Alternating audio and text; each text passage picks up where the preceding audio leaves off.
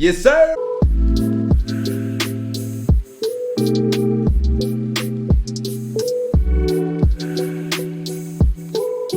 Hello les amis, je suis très heureux de vous retrouver dans une nouvelle vidéo de Coup de sifflet. Comme vous le voyez, je suis toujours accompagné de mes deux experts, Reynold, Adrien. Les gars, tout roule? Tout roule. La France en demi, tout roule. Et oui, c'est le sujet du jour, on va en parler juste après. La France qui... On se demande pas comment je vais.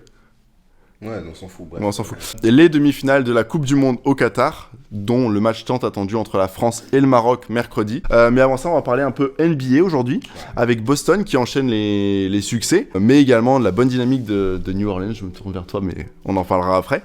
Petit coup de cœur cette semaine pour le mondial au Qatar. Ça peut contrebalancer avec ce qu'on disait la semaine dernière concernant les critiques autour des polémiques, des restrictions, etc. du pays. Mais là, on va s'attarder aussi un peu plus sur l'aspect sportif, compétitif, et la bonne gestion, on peut dire au final, malgré tout ça, des supporters, des stades. Et puis après ce coup de cœur, on rentrera dans le vif du sujet avec notre question débat. La question que tout le monde se pose, je pense, en ce moment. Qui sera champion du monde ce dimanche pour la Coupe du Monde 2022?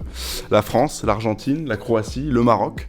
On en parle du coup dans quelques instants. Je vous rappelle que vous pouvez liker, commenter cette vidéo ou réagir sur Twitter avec le hashtag CDS. C'est parti pour l'actu du moment, en dehors du football, avec la NBA. Première question, j'en parlais en introduction. Qui est en mesure de stopper les Celtics? Reynold? Pour moi, la seule équipe qui peut arrêter les Boston en ce moment, c'est les Warriors. Donc voilà. Oh. Non, putain, la table! Le micro! Voilà, les Warriors. Okay. C'est tout! Bonne soirée! Non, pour moi, la seule équipe qui puisse arrêter Boston aujourd'hui, c'est les Warriors. Même si, quand on regarde Boston, c'est quoi? C'est 21 victoires et 6 défaites.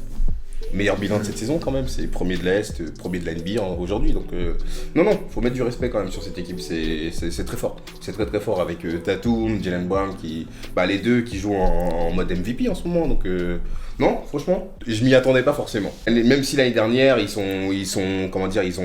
arrivés en finale, mais je m'y attendais pas forcément. Donc hyper surpris et content quand même. Tu parlais de la conférence Est, pardon. Conférence Ouest, New Orleans. Je me tourne vers toi parce que je sais que t'as un petit penchant pour cette équipe. Petit penchant. Qui est quand même sur une très bonne dynamique. Ouais, non, c'est très cool. Il y a une bonne dynamique avec tous les joueurs, le retour de Zion cette année.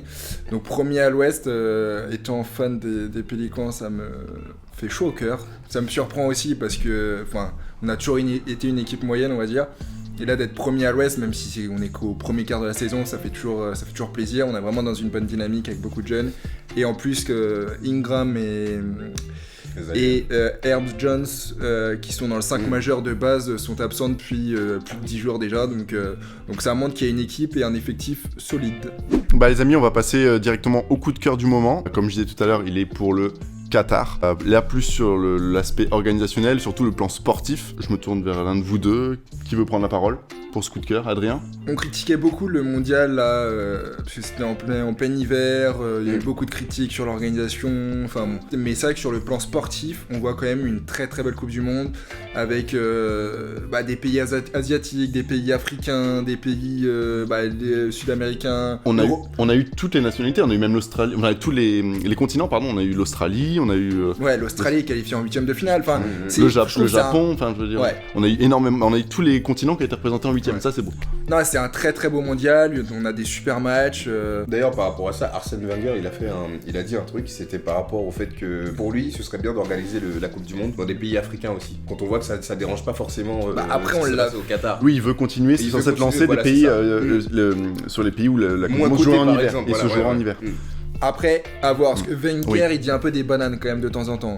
C'était lui qui était parti pour la Coupe du Monde tous les 2 ans, et il a fait quand même machine arrière là-dessus. Voilà. Donc bon. Non, mais oui, bien sûr, faut le faire dans le monde entier, mais si on peut, tu vois, faut mieux éviter de faire comme le Qatar, à créer 8 stades, je sais pas combien. Faut quand même avoir, je pense, des infrastructures de base comme l'Afrique du Sud en 2010, tu vois. Moi, j'ai juste un tout petit bémol, c'est que j'ai l'impression que les stades sont quand même pas remplis.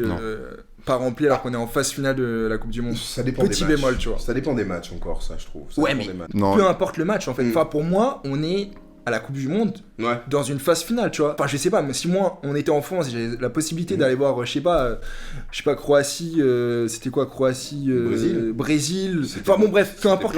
Oui, mais peu importe le match, ou je sais pas, Maroc, Portugal, enfin, peu importe. Enfin, moi, j'y vais, tu vois, même en 8ème de finale, Australie. Argentine aussi, tu vois. Enfin, je sais pas, c'est la Coupe du Monde, t'y vas au stade, quoi. Totalement. Donc, juste petit bémol sur ça, mais sinon, très très belle Coupe du Monde. Après, peut-être parce qu'il y a des restrictions à l'entrée, on sait qu'il y a eu pas mal de refus d'entrée, etc. Ouais. Donc bon, après, c'est un autre débat, mais je pense que c'est dur, aspect financier. Voilà, là, c'est l'aspect financier Des là-dessus. billets d'avion avec des prix exorbitants. Oui, C'est ça, et ils se font refuser. Et là-dessus, c'est peut-être aussi pour ça qu'il y a des stades moins remplis, mais bon. Messieurs, je pense que c'est le moment d'aborder la question qui fâche. Qui sera champion du monde dimanche, d'après vous ?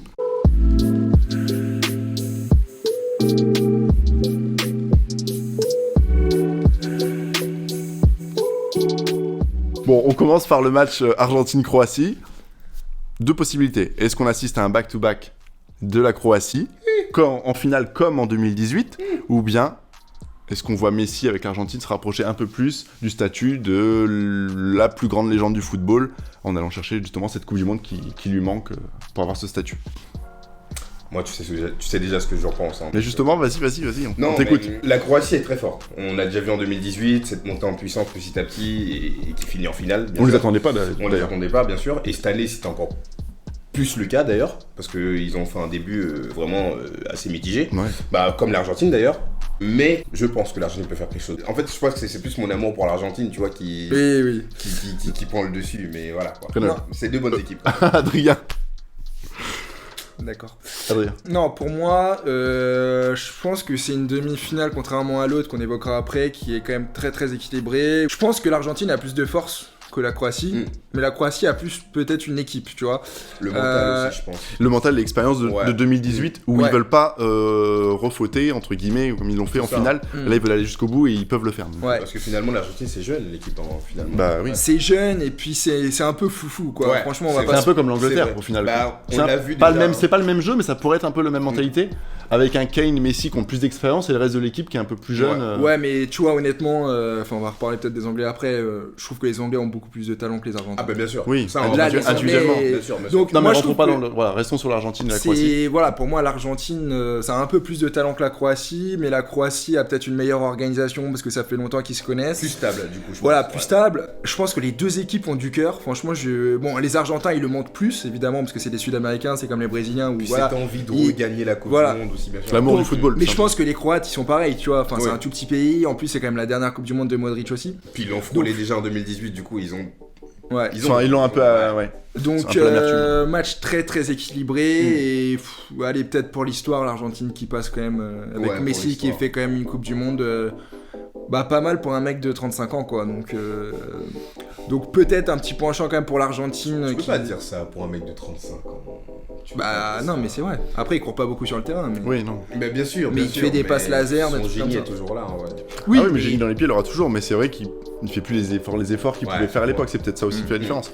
Donc pour vous deux, c'est l'Argentine passe à la Croatie. Ok. On passe à l'autre demi-finale, celle d'un choc inédit et historique. La France face au Maroc. Déjà, les gars, est-ce que vous êtes confiants suite au match contre l'Angleterre en quart de finale? Parce que tu parlais de l'Angleterre. Oui, je veux pas faire injure aux Marocains, mais je pense que, là, il y a pas photo, on est quand même favori pour ce match. Oui. Après, moi, je suis une nature méfiante, mais.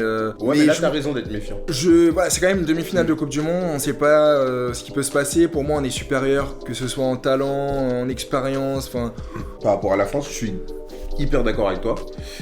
Mais. Le Maroc, c'est talentueux aussi quand même. Quand tu regardes les joueurs, ça a du talent quand même. Alors, je sais pas si c'est du talent ou c'est juste le fait de se dire, on y est presque. Ouais, il y a une certaine. Non, mais je pense que là, c'est de l'abnégation. Ils sont tous à fond dessus. Mais la France aussi. Et la France, la différence, je pense qu'ils sont au même niveau. Il y a plus d'excitation côté marocain parce que c'est la première fois.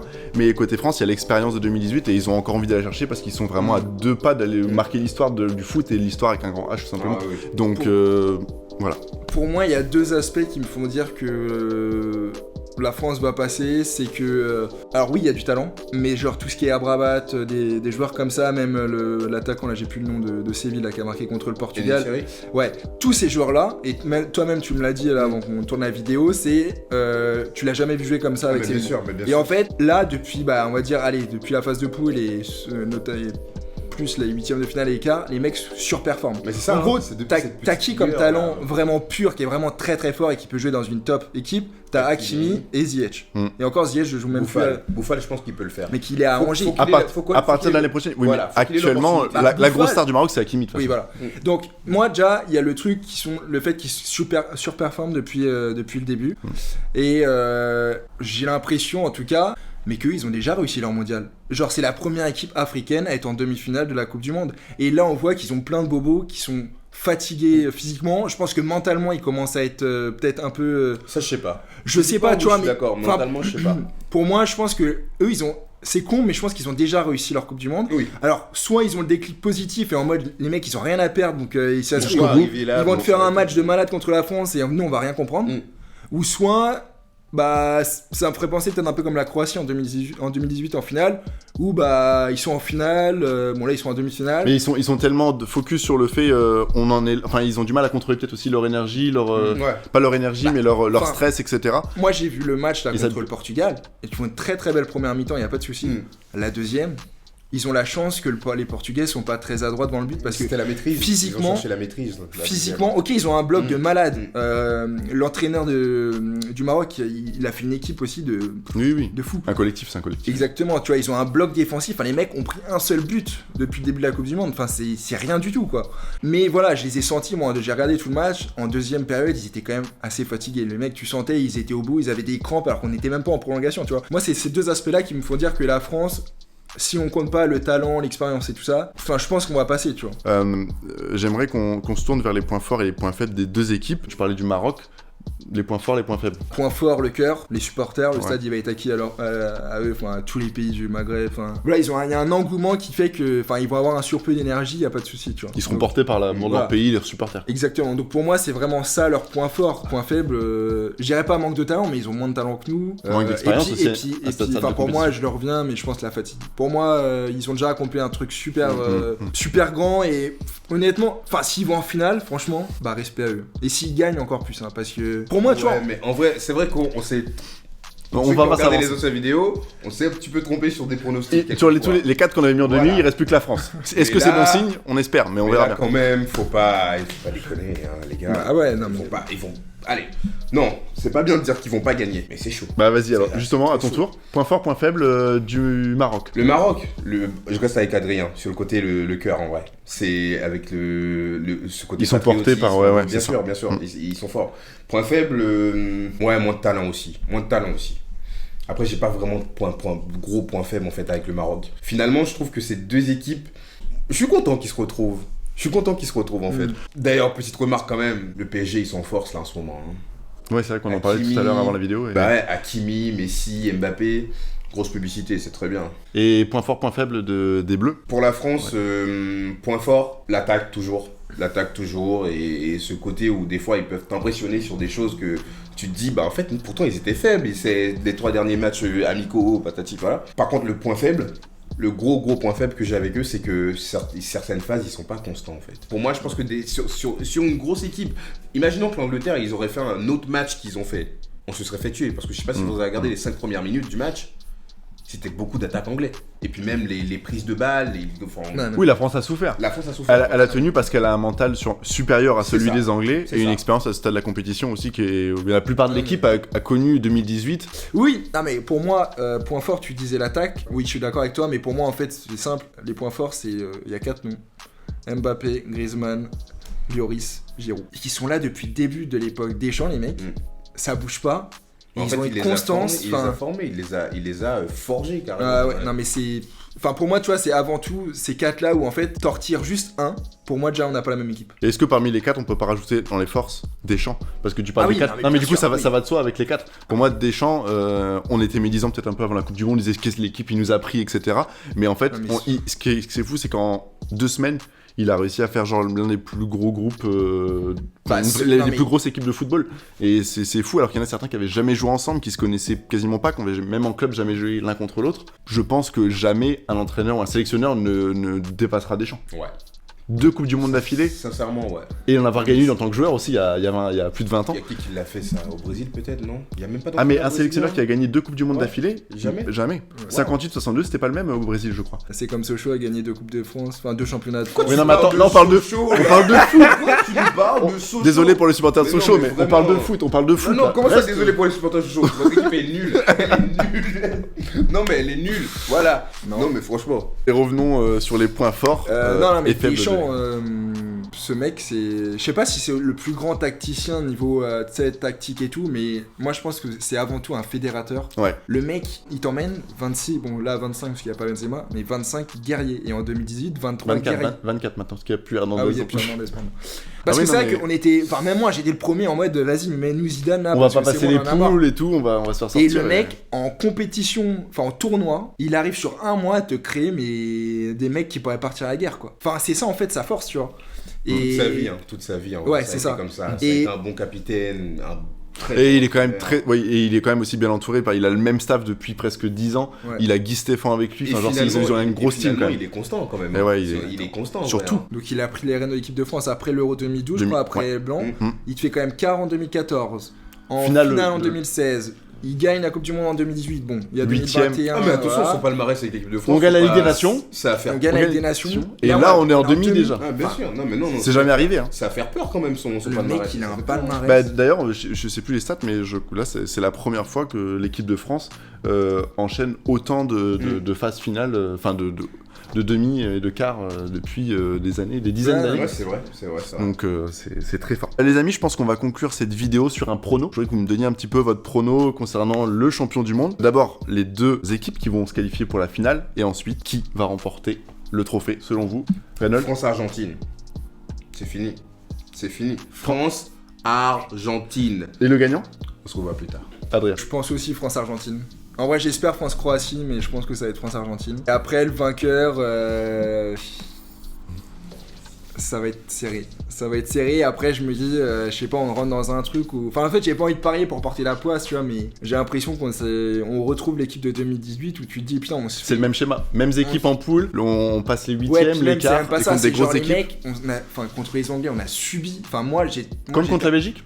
Un Ouais, petit peu. moi j'étais, mais on va se faire. Enfin, ils vont marquer des buts et tout. Et finalement, les mecs ont marqué sur un penalty, ils auraient pu mettre un deuxième penalty, mais voilà, ils ont même pas marqué dans le jeu. Et c'est là où tu te dis, mais les mecs, mais qu'est-ce qui peut leur arriver en fait? C'est totalement ça, c'est vraiment ce que tout le monde se pose déjà en Mais 2018 après, et aujourd'hui. moi j'ai un problème et enfin j'ai juste un problème, c'est que j'arrive pas à y croire. Enfin pour moi c'est utopique de me dire qu'on peut réaliser le doublé, ouais. qui est pareil Pour depuis moi, c'est- plus de 60 ans. Pour moi c'est impossible en fait. Et c'est ça qui me En fait vrai- dire que En vrai, je vois ce que tu veux dire par rapport au fait que tu penses que c'est impossible, mais si on retourne un peu en arrière, on a toujours été les numéros 1 en soi. Hein. Enfin, on était quand même censé être l'équipe qui était oui non mais rodée voilà, pour non, mais, être champion du monde. mais c'est pour ça que là Finalement, je te dis on que revient juste à la normale Oui. en fait, de ce que tout le monde avait prédit. là, comme ça, les 4 équipes qu'on a, je pense qu'on a l'équipe peut-être la plus consistante. Ouais. Après, ça va peut-être pas jouer là-dessus, mais on a Mhm. l'équipe la plus consistante. Comme on dit, rien n'est Mhm. impossible.